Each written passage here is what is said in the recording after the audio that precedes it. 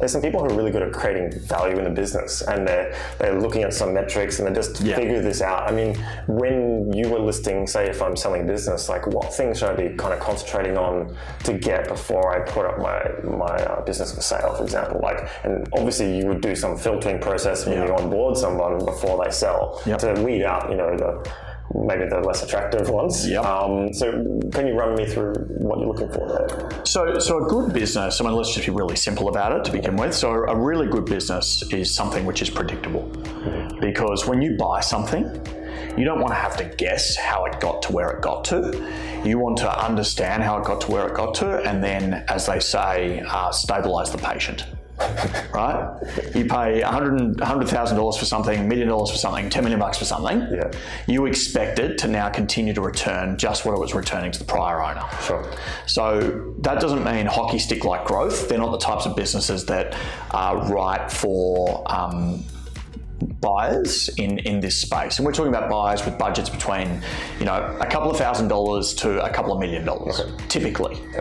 And those types of hockey stick-like growth companies are less predictable than most. So a stable business is first thing. Declining businesses, not so good. Buyers tend to run for the hills. Then the next thing really comes down to how do you win your customers, and is that something that the buyer can imagine continuing to do? And so what most buyers look for is something which is more passive.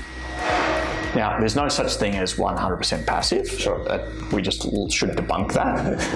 But more passive than most. And so the best assets for that will tend to be something which rely on another platform. And so we're talking about organic traffic generating businesses reliant on Google. We're talking about businesses which are really, really well performing in an Amazon context and reliant on Amazon.